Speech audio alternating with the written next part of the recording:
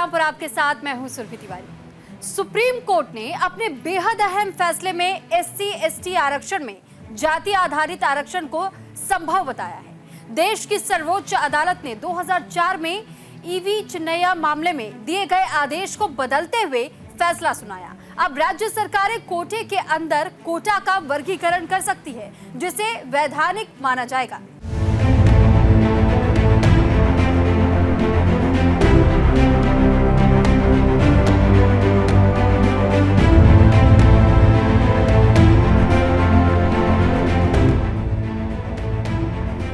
आज भारत के विकास की चर्चा पूरी दुनिया में हो रही है। देश में रोज नए रिकॉर्ड बनाए जा रहे हैं।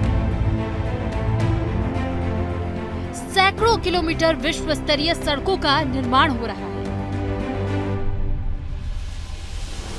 शहर दर शहर मेट्रो का जाल बिछाया जा रहा है। बुलेट ट्रेन जैसी परियोजना पर काम चल रहा है। सेंसेक्स रोज नए रिकॉर्ड बना रहा है। देश विकास की बुलंदियों को छू रहा है। 21वीं सदी में आज देश भले ही तरक्की कर रहा है, बावजूद इसके देश से जाति है कि जाति ही नहीं। अब सुप्रीम कोर्ट ने ऐतिहासिक फैसला सुनाते हुए अपने 20 साल पुराने फैसले को ही पलट दिया,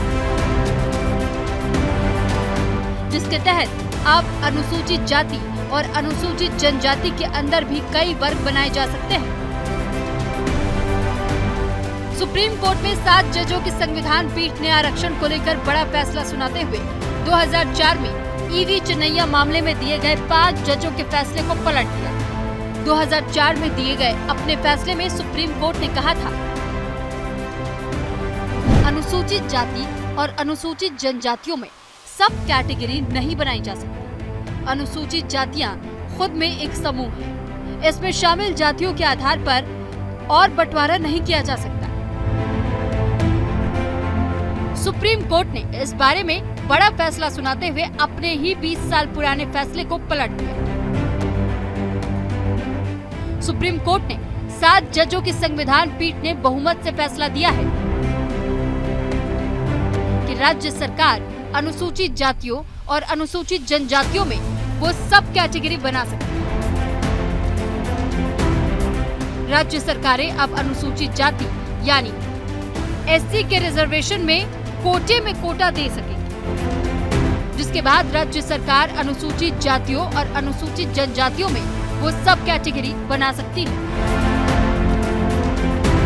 अब सुप्रीम कोर्ट ने अपने नए फैसले में राज्यों के लिए जरूरी हिदायत दी।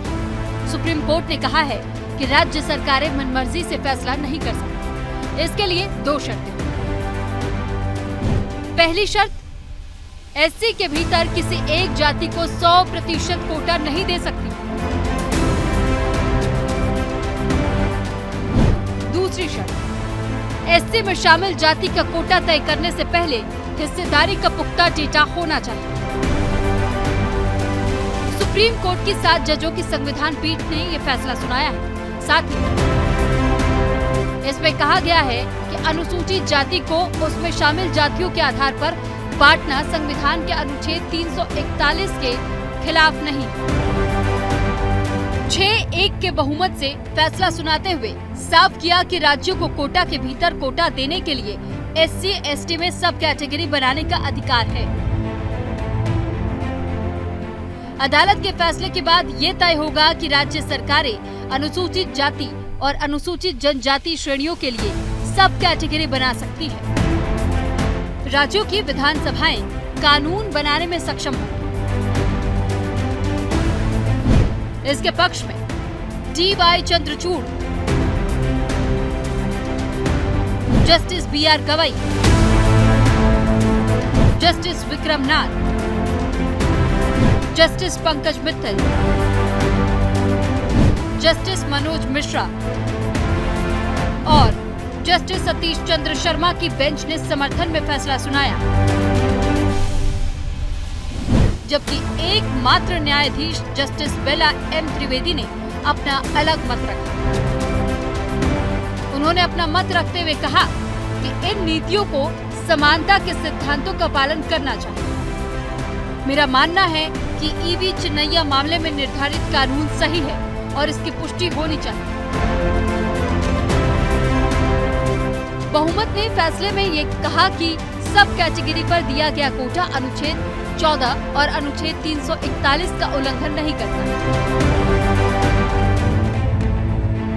सीजेआई डीवाई चंद्रचूड़ ने अपने और जस्टिस मिश्रा के लिखे गए फैसले में ऐतिहासिक साक्ष्यों का हवाला दिया। सुप्रीम कोर्ट के फैसले को लेकर राजनीतिक प्रतिक्रिया भी देखने को मिल रही है। बीएसपी प्रमुख मायावती ने सर्वोच्च न्यायालय के फैसले के प्रति नाराजगी जाहिर की है। उन्होंने सोशल मीडिया के एक्स पर पोस्ट किया, सामाजिक उत्पीड़न की तुलना में राजनीतिक उत्पीड़न कुछ भी नहीं। क्या देश के खासकर करोड़ों दलितों और आदिवासियों का जीवन द्वेष, भेदभाव मुक्त, आत्मसम्मान और स्वाभिमान का हो पाया है? अगर नहीं तो फिर जाति के आधार पर तोड़े और पछाड़े गए इन वर्गों के बीच आरक्षण का बंटवारा कितना उचित है?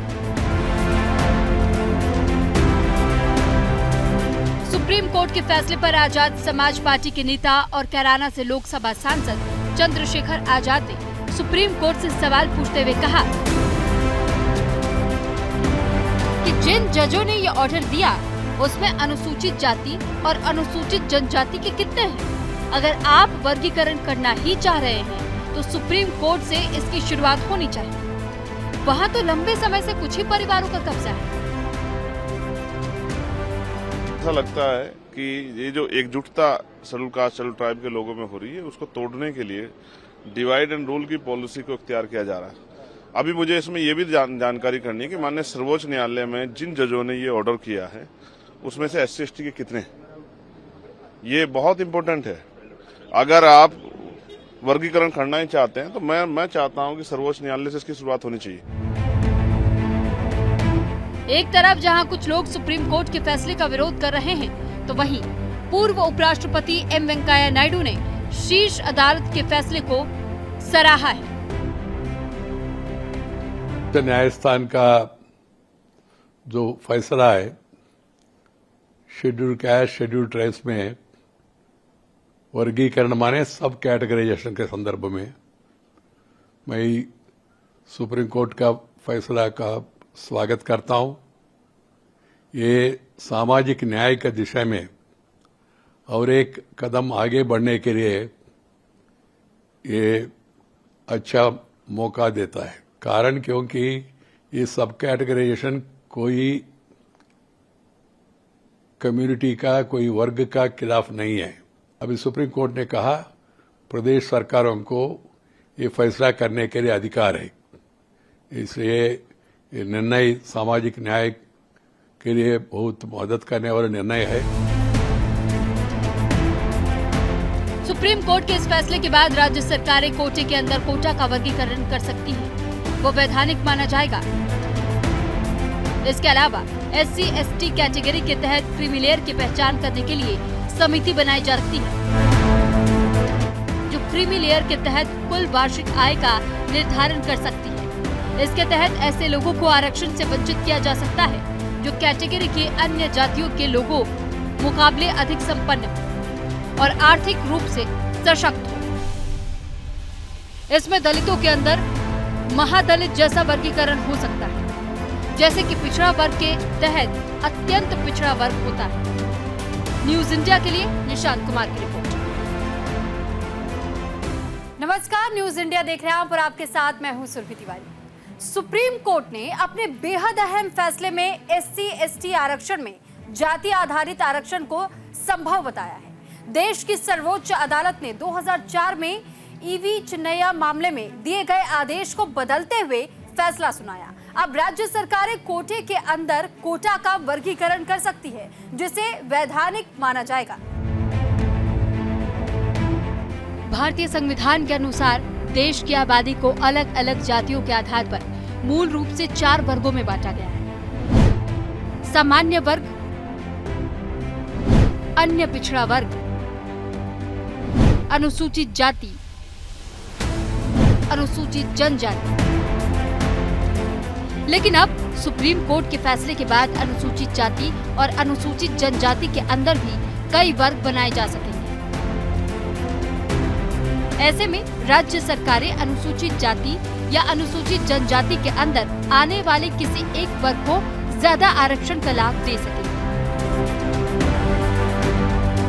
दरअसल 1975 में पंजाब सरकार ने आरक्षित सीटों को 2 श्रेणियों में विभाजित करके अनुसूचित जाति के लिए आरक्षण नीति पेश की थी। एक वाल्मीकि और मजहबी सिखों के लिए और दूसरी बाकी अनुसूचित जाति वर्ग के लिए। 30 साल तक ये नियम लागू रहा। उसके बाद 2006 में ये मामला पंजाब और हरियाणा हाई कोर्ट पहुंचा, जहां 2010 में हाई कोर्ट ने पंजाब सरकार को झटका देते हुए इस नीति को रद्द कर दिया। इस दौरान हाई कोर्ट ने 2004 में ईवी चिन्नैया बनाम आंध्र प्रदेश राज्य मामले में सुप्रीम कोर्ट के 2004 के फैसले का हवाला दिया, जिसमें कहा गया था कि अनुसूचित जाति को सब कैटेगरी में नहीं बांटा जा सकता, क्योंकि ये समानता के अधिकार का उल्लंघन है। पंजाब और हरियाणा हाई कोर्ट के फैसले के खिलाफ पंजाब सरकार ने सर्वोच्च अदालत का रुख किया। 5 जजों की बेंच के पास फैसला भेजा गया। 1975 पंजाब सरकार लेकर आई नया कानून।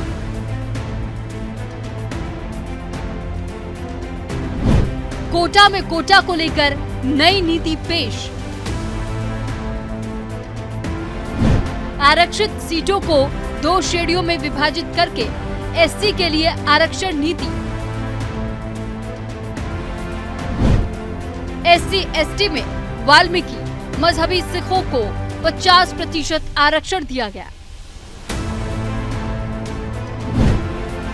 2006 मामला पंजाब और हरियाणा हाई कोर्ट पहुंचा। 2010 हाई कोर्ट ने सरकार के फैसले को रद्द कर दिया। हाई कोर्ट ने 2004 में सुप्रीम कोर्ट के फैसले का जिक्र किया। अनुसूचित जाति को सब कैटेगरी में नहीं बांटा जा सकता। फैसले के खिलाफ पंजाब सरकार ने सुप्रीम कोर्ट का रुख किया। 5 जजों की बेंच के पास भेजा गया फैसला।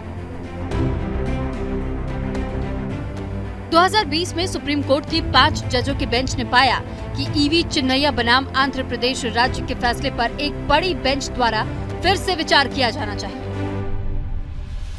जिसमें कहा गया था कि एससी श्रेणी के भीतर सब कैटेगरी की अनुमति नहीं है। उसके बाद सीजेआई के नेतृत्व में 7 जजों की बेंच का गठन किया गया, जिसने जनवरी 2024 में 3 दिनों तक मामले में दलीलें सुनी और उसके बाद अपना फैसला सुरक्षित रख लिया। आखिरकार 1 अगस्त को सुप्रीम कोर्ट ने कोटा में कोटा को लेकर ऐतिहासिक फैसला सुनाया। SC/ST रिजर्वेशन में कोटे के अंदर कोटे को लेकर कुछ अहम बातें कही। सुप्रीम कोर्ट का निर्देश, SC/ST में क्रीमी लेयर की पहचान के लिए नीति बने। उपवर्गीकरण वाली जातियों को 100% आरक्षण नहीं। वर्गीकरण तर्कसंगत सिद्धांत पर आधारित होना चाहिए। जरूरतमंद साबित करने वाले आंकड़ों को एकत्र करने की जरूरत। आरक्षण नीति के उत्थान का कोई और तरीका खोजने पर जोर। राष्ट्रीय जनता दल ने सुप्रीम कोर्ट के सब कैटेगरी में बंटवारे के फैसले को अर्थहीन, भावहीन बताया है। आरजेडी के राज्यसभा सांसद डॉक्टर मनोज झा ने कहा कि मलकियत जाने बगैर कोई बंटवारा नहीं हो सकता।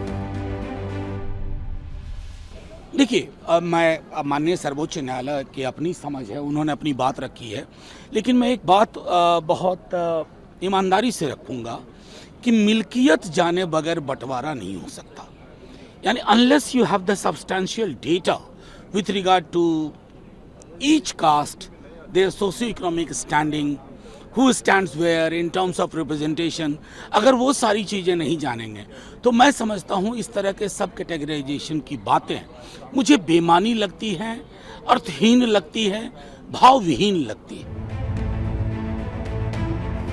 जाति के अंदर उपजाति का प्रयोग बिहार में नीतीश कुमार बखूबी कर चुके हैं। साल 2007 में बिहार में नीतीश कुमार की सरकार ने अति पिछड़ा वर्ग और अत्यंत पिछड़ा वर्ग की तरह दलितों में भी सबसे ज्यादा पिछड़ी जातियों के लिए महादलित कैटेगरी बनाई है। इनके लिए विशेष तौर पर सरकारी योजनाएं लाई गई। साल 2010 में आवास, पढ़ाई के लिए लोन, स्कूली पोशाक देने की योजनाएं लाई गई। देश में आरक्षण का आधार जाति बनी क्योंकि जातियों के आधार पर असमानताएं थी, इसलिए जातिगत आरक्षण की व्यवस्था लागू हुई। आरक्षण पर सबसे पहले 1953 में कालेलकर आयोग ने रिपोर्ट पेश की, जिसमें अनुसूचित जातियों और अनुसूचित जनजातियों और अन्य पिछड़ा वर्ग के लिए आरक्षण की बात कही गई थी। सरकार ने SC/ST के आरक्षण देने की रिपोर्ट को स्वीकार किया, लेकिन उस वक्त OBC की सिफारिश को अस्वीकार कर दिया, जिसके तहत अनुसूचित जाति को सरकारी नौकरियों में 12.5% आरक्षण दिया गया। बाद में 90 के दशक में मंडल कमीशन की सिफारिश पर OBC आरक्षण को भी लागू किया गया।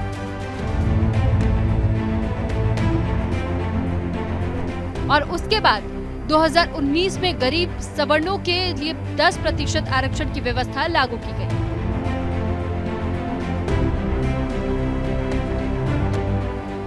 अब जब सुप्रीम कोर्ट ने SC/ST आरक्षण में कोटे के अंदर कोटा के तहत आरक्षण व्यवस्था को मंजूरी दे दी है, तो इसका मकसद ये सुनिश्चित करना होगा कि SC/ST के अंदर जो जातियां ज्यादा जरूरतमंद है और जिन्हें भेदभाव का शिकार होना पड़ता है, उससे आरक्षण का ज्यादा लाभ मिल सके। न्यूज इंडिया के लिए निशांत कुमार की रिपोर्ट। फिलहाल आज के इस बुलेटिन में इतना ही। मुझे और मेरी टीम को दीजिए इजाजत। आप देखते रहिए न्यूज इंडिया, क्योंकि यहाँ खबरों का सिलसिला कभी खत्म नहीं होता।